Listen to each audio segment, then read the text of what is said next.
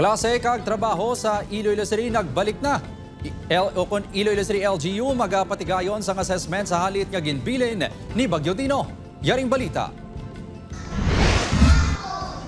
Matapos ang 3 ka adlaw nga suspensyon sang klase kag trabaho sa syudad sang Iloilo bangod sang Bagyo Tino, balik na ini subong adlaw.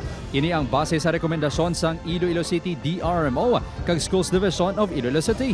Ang Santo Niño Sur Elementary School sa Arevalo, isa sa mga ginhimo nga evacuation center. Apang manasigan ang himos kahapon. Ginabaha pa ang pinakabahin sa bulutuan subong adlaw. Apang back to school na ang mga estudyante kag manunudlo. Panglimpyo ng mga teachers, nagbalalig ding iban. Ang amon may guards, ang amon nga janitor, ari mati kagapon. Sa piyak sini, 7 pa ka LGU sa Capiz kag Antique ang nagsuspend ang face-to-face classes. Masobra 56,000 ka mga learners sa 218 ka bulutuan ang ginpaidalom sa alternative delivery mode. Inibangod, nagapadayon pa ang assessment kag clearing operation.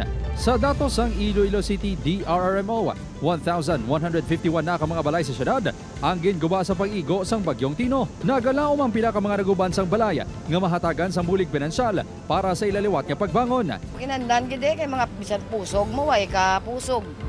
Ay gamiton nga akong dingding na tata man ng ari buka man gani niyo. Nagpasalig man ang LGU sa paghatag sang cash assistance. Magapatigayon ang Iloilo City LGU sang Rapid Damage Assessment and Needs Analysis kaangot sa epekto sang bagyo.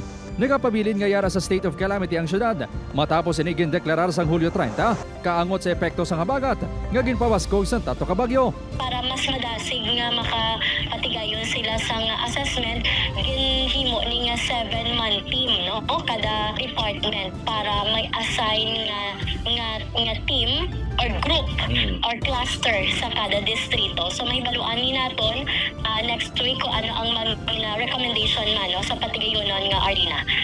Samtang, naglibot naman sa syudad ang Iloilo City Veterinary Office para sa paghatag sang kinahanglanon sa mga hinuptanan kag layaw nga sapat nga naapektuhan sang bagyo.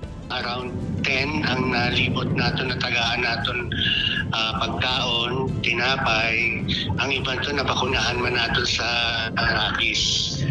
Sa may Port San Pedro, sa Parola, sa Barrio Obrero. Upod Carmel Porquia, Kim Salinas, 1 Western Visayas.